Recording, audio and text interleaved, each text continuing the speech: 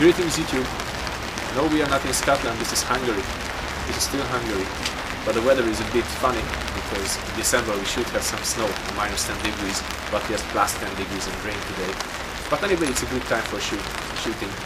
We are going to test fire Pedersoli's 2011 version of the Remington percussion revolver that won the European Championships this year. So let's see what it can do. There are some features of the Pedersoli gun that makes it special among the other Remington replicas. First of all, you can see that the surface of the gun is matte black, so it's not shining when you have strong light reflecting on the barrel. This helps the precision shooters very much. Another feature is that the frame of the gun is made of forged steel, not cast steel, as on other replicas. Forged steel is stronger, more precise than the cast steel. Everything on this gun is designed in favor of the precision shooters. So the trigger pull of the gun is very light and it breaks easily without any creep. All the internal parts are polished, highly polished, so the action of the gun is quite smooth. No creep.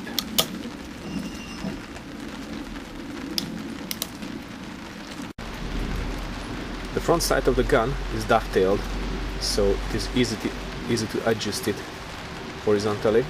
And also you can see that it's quite long, so you have plenty of material to file down if you want to get the point of impact into the 10 ring. The barrel is a PMG barrel, it's Pedersoli match grade barrel, brooch rifled, shiny also in the grooves and on the lens as well. The twist rate of the gun is quite fast, it's one turn in 19 inches.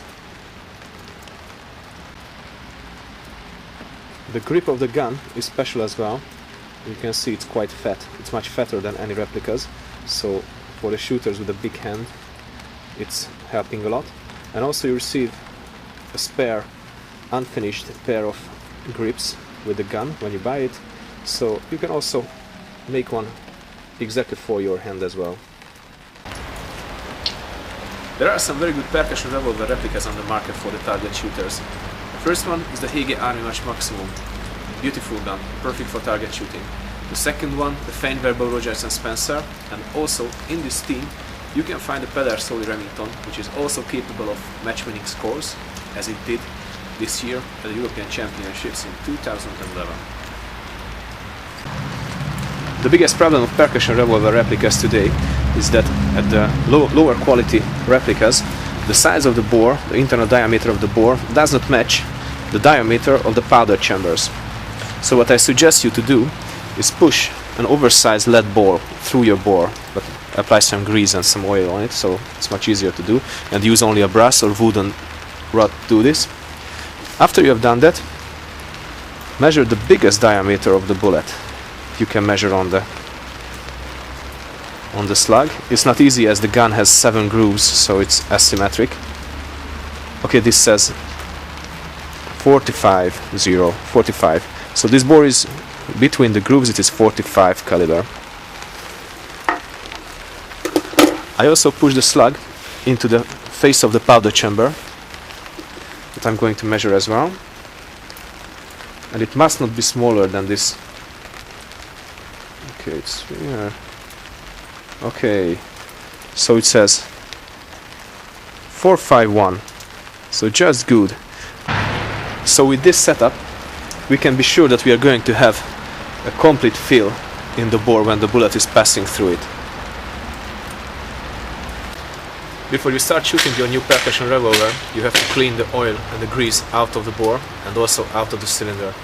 And you will have to start with firing one single cap on each nipple.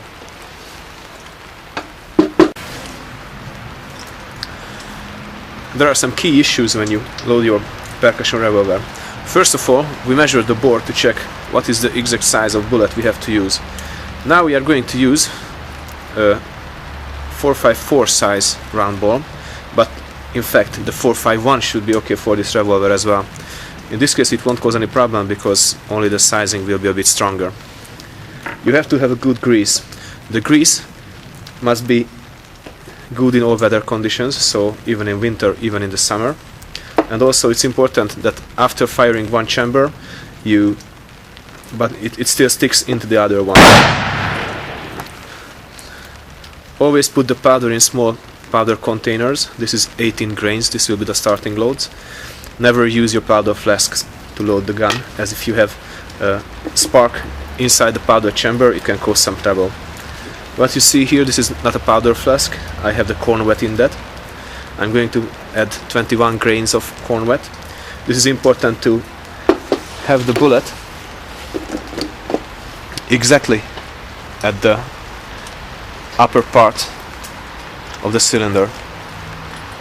So, because if the bullet is too deep, then it will start moving straight. When it enters the rifling, it can deform. But if the bullet starts exactly where the rifling will start, then the deformation is much less.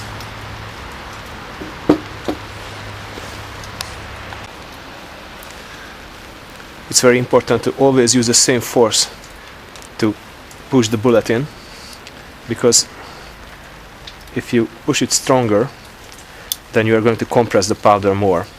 This means you are going to have a higher muzzle velocity and a higher gas pressure.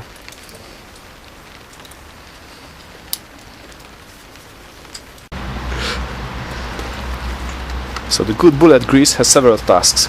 First of all, it keeps the fouling soft, so the bullet will push out the dirt of the previous shot. Second, it helps the bullet to seal the small gaps between the bore and the bullet.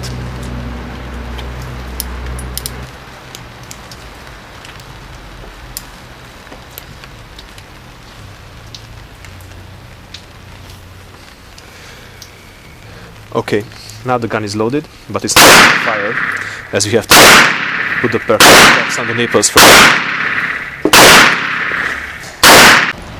The distance is 25 meters, and because of the long foresight, I added one more target just under the one that I'm going to aim at. Okay, so I'm ready to fire. I'm quite sure that the first shot will be higher than the other ones because of the clean bore, but we'll see.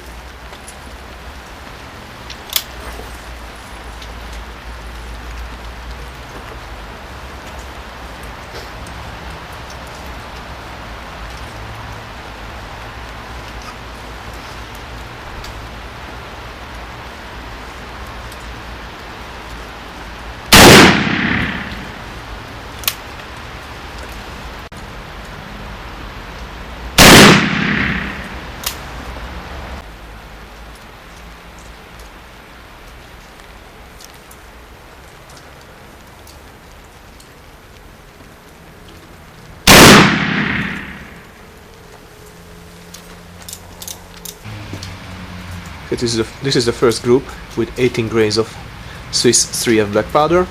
You can see that the first shot went higher because of the clean bore, but the other ones are in a very good group size. Out of the 5 shots here, we have 1 double shot, and 4 shots are within the size of a 10 ring. So I increased the load to 21 grains of 3F.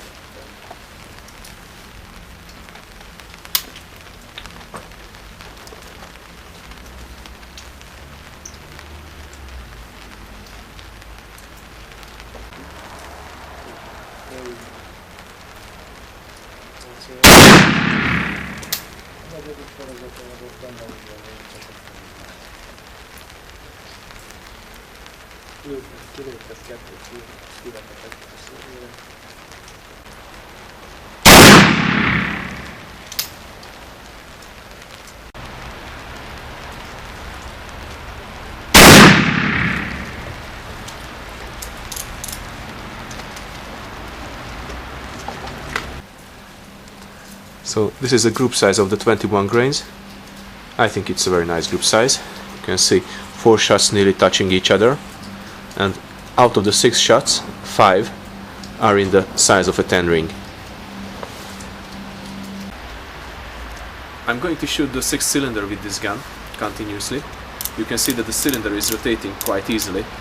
This means that the full link cannot get into the axis of the cylinder, because the gap between the breech of the barrel and the face of the cylinder is very, very small. I'm going to continue the test of Pedersoli's 2011 European Championship revolver with 4F Swiss powder, a finer grain powder. This powder burns faster than the 3F, so it can be good for the accuracy, as the complete powder charge can burn in the barrel, so the gun will not spit out an unknown quantity of powder unburnt, and this can affect accuracy. So let's see how it does with the finer grain. I loaded 5 chambers with 11 grains of 4F Swiss powder, plus 24 grains of corn wet, plus 454 round ball.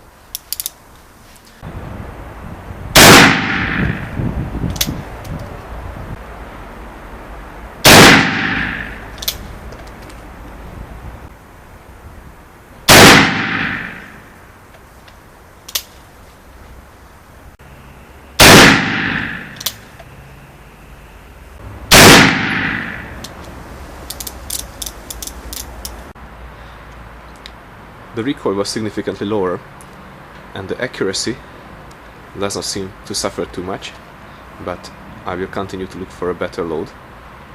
So let's see. This time I'm going to use an extremely low charge for the gun. I use a 22 long rifle case to measure the 4F powder, so the small quantity is going to be used for this group.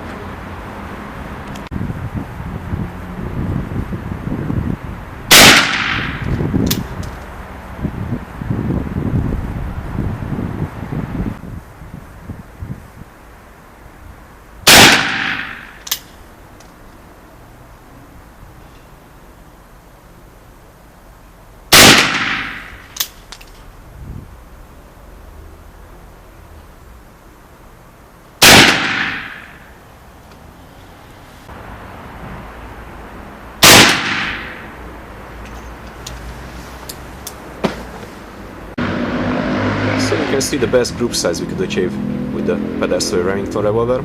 You can see that all 5 shots are within the 10 ring, and the powder charge was only a 22 long rifle case of 4F Swiss powder. I think that it is an excellent result.